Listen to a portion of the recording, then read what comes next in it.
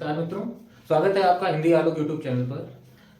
हम लोगों ने अपने चैनल पर जो पिछली कक्षा में पढ़ रहे थे वो समास पढ़ रहे थे और समास के अंतर्गत हमने तत्पुरुष समास, कारक के आधार पर 6 भेद जो होते हैं, इसके अतिरिक्त जो अन्य 2 भेद होते हैं जिनमें द्विगु समास और दूसरा था कर्मधारय समास, इन्हें हमने पढ़ लिया था। अब जो 2 शेष समास बचे, जो जिनमें द्वंद्व और जो मुख्य 4 समास होते हैं उनमें 2 हमने पढ़ लिए, 2 रह गए, एक द्वंद्व समास, एक बहुव्रीहि समास। तो हम लोग पढ़ेंगे द्वंद्व समास। हमने बताया था कि अव्ययी भाव जो समास होता है उसमें पहला पद प्रधान होता है, अर्थात पूर्व पद प्रधान होता है। जो तत्पुरुष समास होता है उसमें उत्तर पद अर्थात दूसरा पद प्रधान होता है।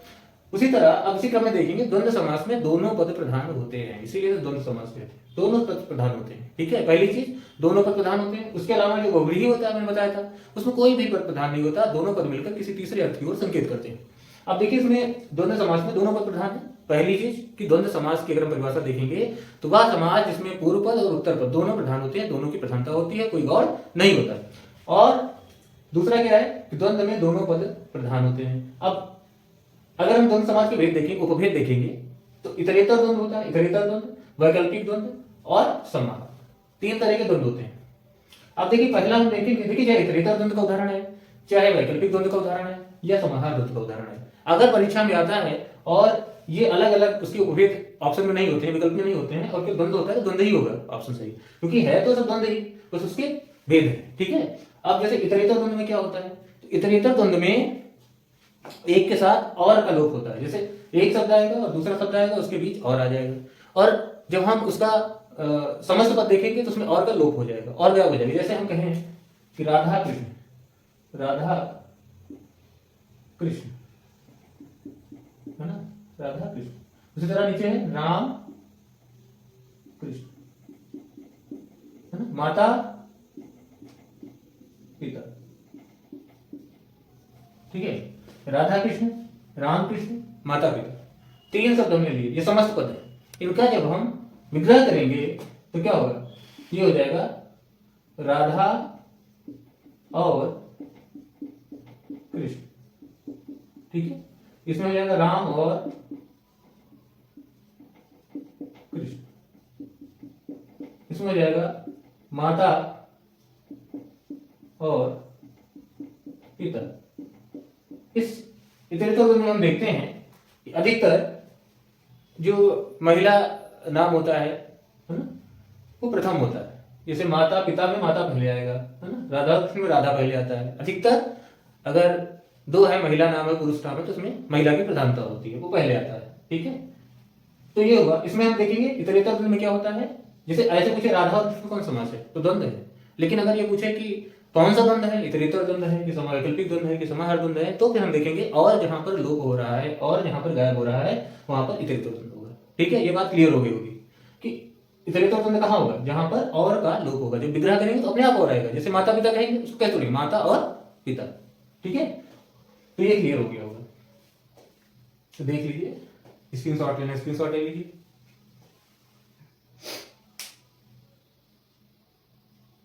ठीक है, इसी में एक और उदाहरण हो सकता है, जैसे स्त्री पुरुष, स्त्री पुरुष, तो क्या हो जाएगा, स्त्री और पुरुष। ठीक है, मुझे लगता है एकदम कॉन्सेप्ट आपकी क्लियर हो गई होगी, अब यहां कोई दिक्कत नहीं होगी इतरेतर द्वंद्व में। इसके बाद जो दूसरा है हमारा वैकल्पिक द्वंद्व। अब एक चीज मतलब कॉन्सेप्ट बैठा के रखिए कि चाहे इतरेतर द्वंद्व का कोई उदाहरण हो, चाहे वैकल्पिक द्वंद्व का कोई उदाहरण है या समाहार द्वंद्व का उदाहरण है, अगर ये विकल्प में नहीं और द्वंद्व है, द्वंद्व तो है ही है, द्वंद्व की ये पार्ट है बस। ठीक है, ये नहीं कि इतरेतर द्वंद्व है तो हम द्वंद्व नहीं, द्वंद्व तो है, इसीलिए सामने देखो द्वंद्व लगा हुआ। इसके बाद हम देखते हैं वैकल्पिक द्वंद्व। अब देखिए वैकल्पिक होता है ऑप्शनल, ये अथवा ये दोनों एक साथ नहीं हो सकते, वहां वैकल्पिक होता है ना। जैसे राधा और कृष्ण दोनों एक साथ हो सकते हैं, ऐसा नहीं कि राधा या कृष्ण, ऐसा नहीं है, राधा और कृष्ण। ठीक है, लेकिन वैकल्पिक में क्या होगा, एक होगा, एक दूसरा नहीं होगा। जैसे पाप और पुण्य, जैसे पाप पुण्य, पाप पुण्य, है ना। इसमें एक और चीज है कि बीच में डैश आता है ना, बीच में डैश आता है। जैसे हम यहां लिखे थे, जैसे राम कृष्ण लिखे जैसे राम कृष्ण डैश आता है बीच में, दोनों पर प्रधान होते हैं और बीच में ये डैश आता है संबंध। उसके बाद माता पिता है ना, उसके बाद माता राम कृष्ण माता पिता है ना, उसके बाद हो गया राम कृष्ण हो गया, माता पिता हो गया, स्त्री पुरुष हो गया ना, स्त्री पुरुष, राधा कृष्ण। इनको जब लिखेंगे तो इसमें डैश आ जाता है ना, तो अगर बीच में डैश आया हो तो हम ऐसे ही पहचान जाएंगे इसमें द्वंद्व समास है, और तोड़ेंगे तो और आ जाएगा। अब जैसे इसमें है पाप पुण्य, ठीक है, पाप पुण्य और थोड़ा थोड़ा बहुत, तो इसको पहले पहचानना आसान है, डैश आने से वैसे ही जानिए कि द्वंद्व है। लेकिन देखो पाप और, लेकिन कौन सा भेद है, डैश तो समझ आ रहा है, तो इतरेतर द्वंद्व में और का लोप हो रहा है, इसमें क्या होगा, इसमें या आ जाएगा। जैसे पाप पुण्य तो क्या हो जाएगा, जैसे पाप पुण्य लिखा है तो इसका जब विच्छेद करेंगे तो होगा पाप या पुण्य थोड़ा। अब इसमें एक चीज और है, या भी आ सकता है अथवा भी आ सकता है, दोनों विकल्प की निशानी है, या अथवा, पाप या पुण्य, थोड़ा अथवा बहुत, सही गलत। अब देखिए कोई निशान एक साथ सही और एक साथ गलत नहीं हो सकता, या तो सही होगा या तो गलत होगा, तो क्या हो गया, इसका जब विच्छेद करेंगे, इसका जब हम विग्रह करेंगे तो क्या होगा, सही अथवा गलत, सही अथवा गलत, या सही या गलत। तो ये वैकल्पिक द्वंद्व हो गया। वैकल्पिक द्वंद्व में या अथवा आ जाता है बीच में, इसका लोप हो जाता है, ये समासबद्ध करते हैं, ठीक है, और इसमें और का लोप हो जाता है। जहां और का लोप होता है बीच में इतरेतर द्वंद्व है, जहां अथवा और या का लोप होता है वो वैकल्पिक द्वंद्व है। स्क्रीनशॉट इसका ले लीजिए। जैसे यस अपयश, यस और अपयश, यस अपयश, इसमें अधिकतर क्या होता है, एक चीज और देख लीजिए आप, अगर आप ध्यान से देख रहे हो तो विलोम है दोनों एक दूसरे के, दोनों पद एक दूसरे क्या है, विपरीत अर्थ वाले, जैसे पाप का पुण्य, थोड़ा बहुत, सही गलत, यस अपयश, ये सब क्या है, एक दूसरे के विलोम है, ठीक है। तो जहां दोनों आपस में अपोजिट लगे तो वहां भी क्या वैकल्पिक द्वंद्व है, ठीक है। तो ये एक ट्रिक है आपकी पहचानने की। यस अपयश, यस अथवा, इसका जब विग्रह करेंगे तो हो जाएगा यस अथवा अपयश। अब किसी को यस और अपयश एक साथ नहीं हो सकता, किसी कार्य से आपको या तो यस मिलेगा या तो अपयश मिलेगा, ठीक है। तो ये वैकल्पिक हो गया, स्क्रीनशॉट लेना ले लीजिए।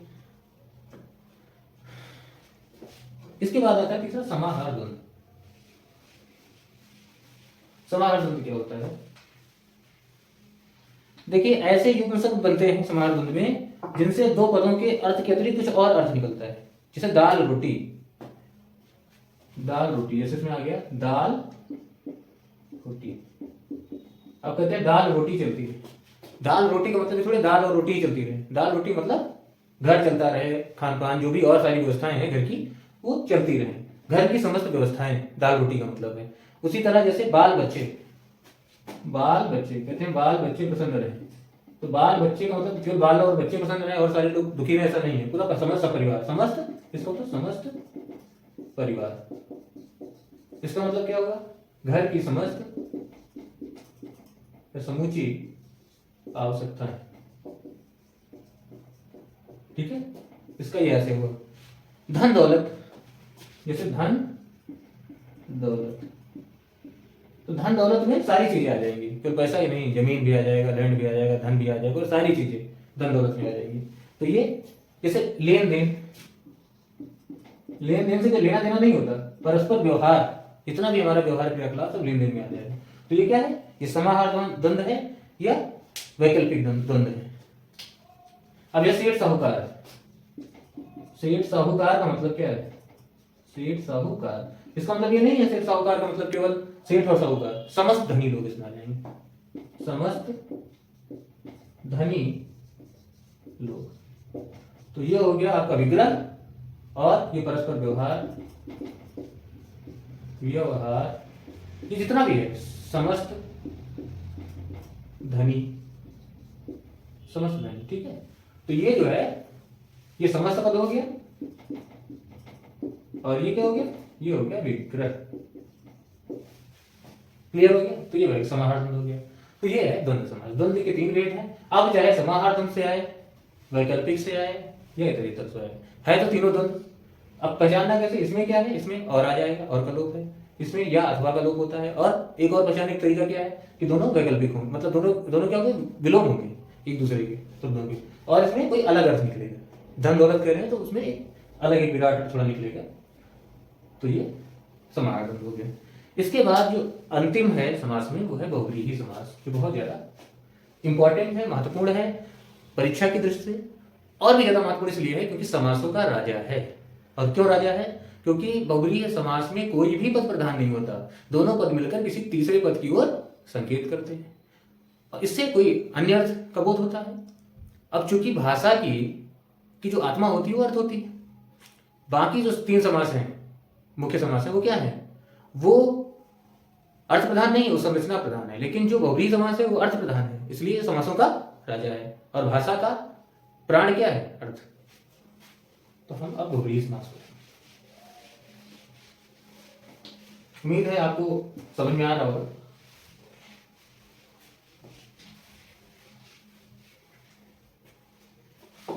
देखिए बहुव्रीहि समास,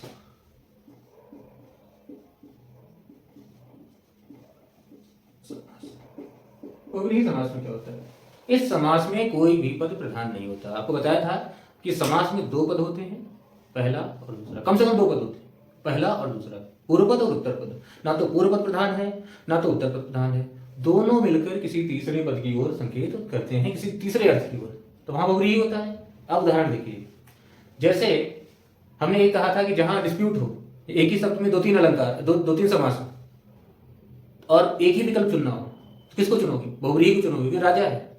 और अगर ऐसा ऑप्शन है कि इनमें सभी, तो फिर सभी सही है। लेकिन अगर कोई चार समास है एक पद में और ऑप्शन एक ही चुनना है, तो आप बहुव्रीहि को सही करेंगे, ठीक है। समासों का राजा है। अब जैसे हम कहते हैं, जैसे हमने कहा था, एक शब्द हमने कहा था पुरुषोत्तम, एक शब्द लिया था पुरुषोत्तम, कई बार ले लिया, लेकिन एक समझाने के लिए, इसमें कई देखिए समास। अगर हम कहें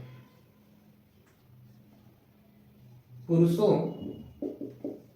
में उत्तम, अगर ऐसे तोड़ रहे हैं हम लोग इसको, पुरुषोत्तम को ऐसे तोड़ रहे हैं, पुरुषों में उत्तम, तो क्या हो गया, अधिकरण तत्पुरुष हो गया। अधिकरण का कारक चिन्ह क्या होता है, में पर, तो में का लोप हो गया, तो क्या हो गया, अधिकरण तत्पुरुष, यानी तो तत्पुरुष समास है। अगर ऐसे तोड़ रहे हैं तो ये तत्पुरुष है, ठीक है। अगर हम पुरुषोत्तम को कैसे तोड़ रहे हैं, कह रहे हैं पुरुष है जो उत्तम। अब पुरुष है जो उत्तम, उत्तम क्या है, विशेषण है, पुरुष क्या है, संज्ञा है, विशेष है। तो यहाँ विशेषण विशेष से आ गया तो कर्मधारय हो गया। अब ये क्या हो गया, कर्मधारय समास, ठीक है।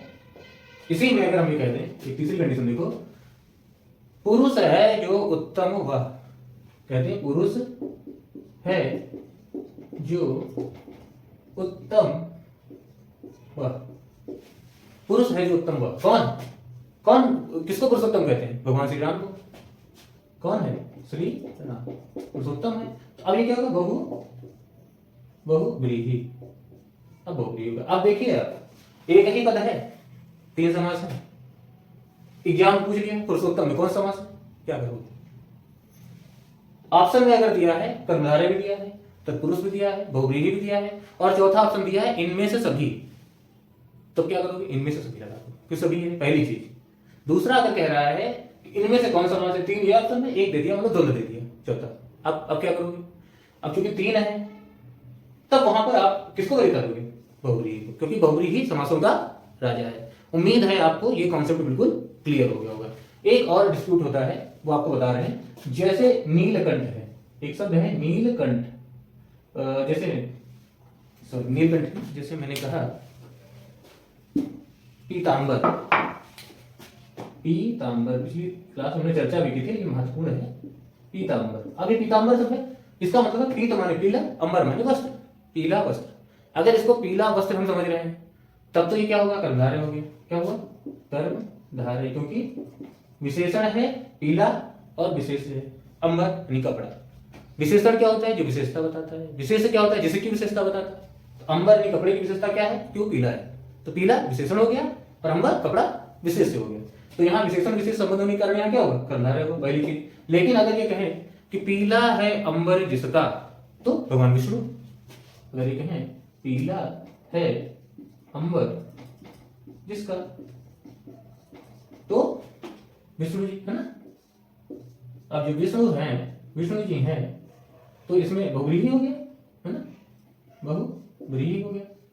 अब इसमें ये देखना है ऑप्शन क्या है। अगर ऑप्शन में दोनों समास है, केवल ये पूछा पीतांबर में कौन समास है, बहुव्रीहि भी है और कर्मधारय भी है, तो क्या करोगे? एक चुनना है, बहुव्रीहि लगाओगे। और अगर ये ऑप्शन है पहला कर्मधारय, दूसरा बहुव्रीहि, सी, ए और बी दोनों, डी इनमें से कोई नहीं, तब सी लगाओगे, ए और बी दोनों। ठीक है, क्लियर हो गया। एग्जाम ऐसे कंफ्यूज करता है। और एक चुनना है तो बहुव्रीहि चुनना है।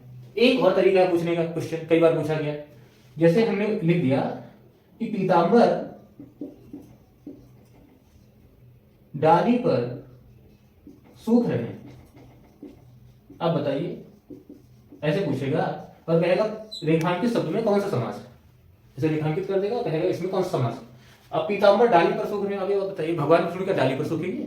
मतलब पीतांबर अब यहाँ क्या बोध कर रहा है कि पीला कपड़ा है, अब पीला कपड़ा सूखना है, इसका मतलब क्या, कौन सा समास होगा? अब नहीं देखना है बहुव्रीहि को वरीयता देंगे। अब पीतांबर में क्या करेंगे? कर्मधारय। क्यों? भगवान विष्णु तो बुद्धि लगाएंगे, भगवान विष्णु डाली थोड़ी सूखेंगे, कपड़ा ही सूखेगा पीला। ठीक है, तो पीतांबर में कौन सा समास होगा? इस आधार पे कर्मधारय। अब अगर लिखें भगवान पीतांबर, ऐसे ही पूछता है, सेंटेंस देके वाक्य दे देता है, प्रयोग कर देता है, समास पूछ लेता है। भगवान पीतांबर आपकी मदद करें, ऐसे दे दिए। अब बता, भगवान पीतांबर, पीला कपड़ा थोड़े भगवान है, यानी विष्णु जी की बात हो रही है। अब रेखांकित शब्द में पूछे कौन समास, तो बहुव्रीहि है। क्लियर हो गया, इस पे कोई दिक्कत नहीं है, स्क्रीनशॉट ले लीजिए। अब देखिए और बहुव्रीहि के उदाहरण देखिए, ये तो ज्यादातर डिबेट होती रहती है। अब जैसे हमने कहा एक उदाहरण है बढ़िया सा बहुव्रीहि का, गिरिधर। गिरिधर, गिरिधर किसको कहते हैं? भगवान श्री कृष्ण को कहते हैं। गिरि माने गिरि को धारण किया हो जिसने, गिरि को किसने उठाया था? पहाड़ किसने उठाया था? भगवान श्री कृष्ण ने गोवर्धन पर्वत उठाया था। लेकिन हनुमान जी ने भी तो उठाया था जब संजीवनी बूटी लाए थे। लेकिन रूढ़ है किसके लिए? भगवान श्री कृष्ण के लिए, श्री कृष्ण के लिए। इसका ये समस्त पद है, इसका विग्रह क्या होगा? गिरि को धारण किया जिसने, तो भगवान श्री कृष्ण। तो ये कौन सा? बहुव्रीहि हो गया। उसी तरह चंद्रशेखर, चंद्रशेखर, चंद्रशेखर, चंद्र है शिखर यानी ललाट में जिसके, किसके ललाट में चंद्र है? भगवान शिव शंकर के। तो चंद्र है, इसका तोड़ेंगे क्या होगा? विग्रह। चंद्र है शिखर पर जिसके, ठीक है, कौन समास हो गया? ये हो गया आपका बहुव्रीहि समास हो गया। किसके लिए? चंद्र है शिखर पर जिसके, किसके शिखर पर चंद्र है? शिव जी, शिव जी के। तो तीसरा अलग अर्थ दे रहा है, रूढ़ अर्थ दे रहा है, एक फिक्स अर्थ दे रहा है। चंद्र है, जिसे लंबोदर हमने कहा, लंबोदर। ठीक है, लंबोदर का अर्थ क्या है? लंब, लंब और उदर, जिसका पेट लंबा हो, पेट बाहर निकला हो। तो पेट तो बहुत बाहर निकला होता है, लेकिन सबको लंबोदर नहीं कहते। लंबोदर कहते हैं किसको? गणेश जी को। गणेश जी के रूढ़ है ना। तो लंबा हो उदर पेट जिसका, अर्थात गणेश जी। अब पेट बहुत लंबा है, लेकिन रूढ़ किसके लिए? गणेश जी के लिए। तो ये भी क्या है? बहुव्रीहि समास हो गया। मतलब जो ऐसा अर्थ दे जो किसी एक निश्चित अर्थ का ही बोध कराता हो, निश्चित। अब इसे लंबोदर हो, शाखा मृग, शाखा मृग, शाखा मृग। शाखा माने डाली, है ना, डाल। मृग माने जानवर। शाखा का जानवर कौन होता है? बंदर होता है। शाखा का जानवर है जो, अर्थात बंदर। शाखा में तो बहुत सारे जानवर रहते हैं, लेकिन बंदर के लिए रूढ़ है। एक अर्थ दे रहा शाखा में माने बंदर, तो इसका मतलब ये भी क्या है? बहुव्रीहि समास हो गया, है ना। और अगर इसको ऐसे तोड़े शाखा का मृग, तो तत्पुरुष हो जाएगा। लेकिन अगर तत्पुरुष भी है इसमें, लेकिन अगर तत्पुरुष और बहुव्रीहि दोनों आ गया तो हम बहुव्रीहि को वरीयता देंगे।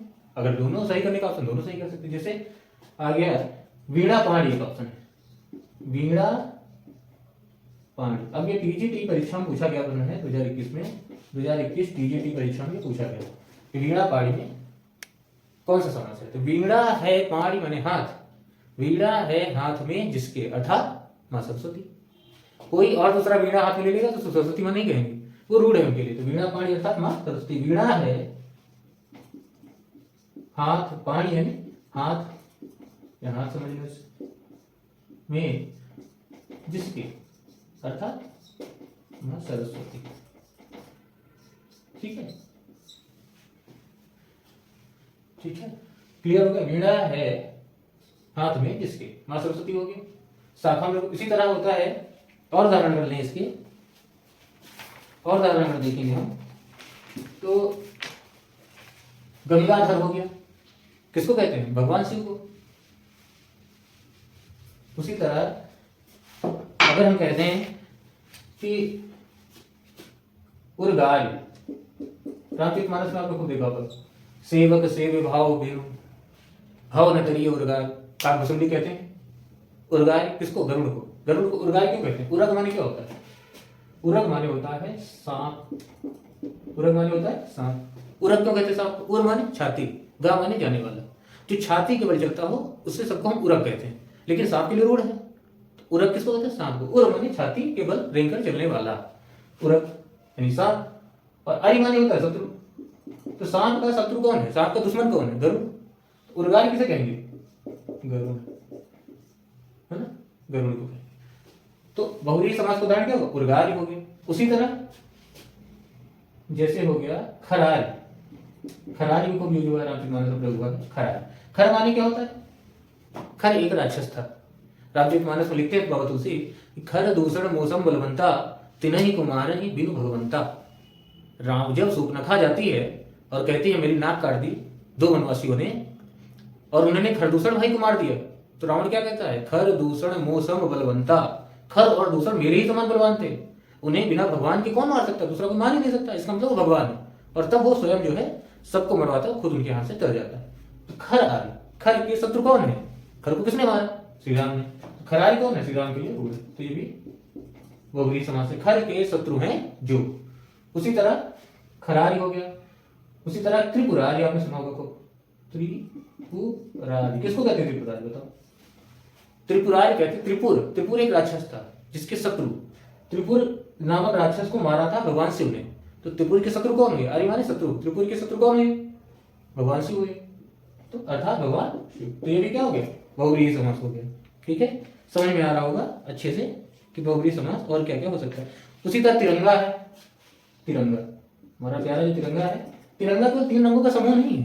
ये तिरंगा को ती और रंगा कह के हम दिगु में ले जाएं, लेकिन अब देखेंगे तिरंगा मतलब तीन रंगों का समूह तो है, लेकिन रूढ़ है किसके लिए, केवल तीन रंग रखने से हम उसको तिरंगा झंडा नहीं कह सकते, भारतीय राष्ट्रीय ध्वज है तिरंगा, इसलिए ये रूढ़ है उसके लिए, तो ये भी बहुव्रीहि में आ जाएगा। ठीक है, तो इसके अलावा और हो सकता है जैसे शाखा मृग हो गया, खरारी, उर्गारी, त्रिपुरारी। ठीक है, और मुख्य उदाहरणों में जो हम रख सकते हैं, तो ये कुछ महत्वपूर्ण उदाहरण हैं जिनको, जैसे माखन चोर, माखन चोर। अब माखन तो कोई चुरा सकता है, लेकिन सबको माखन चोर नहीं कहेंगे। मतलब माखन चोर किसके लिए रूढ़ है, श्री कृष्ण के लिए, श्री कृष्ण के लिए माखन चोर रूढ़ है, माखन को चुराने वाला है जो। तो ये हो गया श्री कृष्ण, तो ये हो गया बहुव्रीहि समास। ठीक है, तो उम्मीद है आपको समास का जो ये विषय जो हमने पढ़ाया ये बहुत अच्छे समझ में आया होगा। अभी भी अगर कोई आपके संदेह हैं तो आप कमेंट बॉक्स में कमेंट करके पूछ सकते हैं। आप चैनल को अधिक से अधिक लाइक करिए, सब्सक्राइब करिए और शेयर करिए, कमेंट करिए, और जो भी सवाल हैं आप पूछिए, आप जो भी प्रश्न है आपको पूछिए, उसका उत्तर दिया जाएगा। तो वीडियो में बने रहने के लिए बहुत बहुत धन्यवाद। मैं doctor Alok Kumar Tiwari, assistant professor Hindi, आप सभी से अब विदा लेता हूँ। जय हिंद, जय हिंदी, जय भारत, शुभ रात्रि।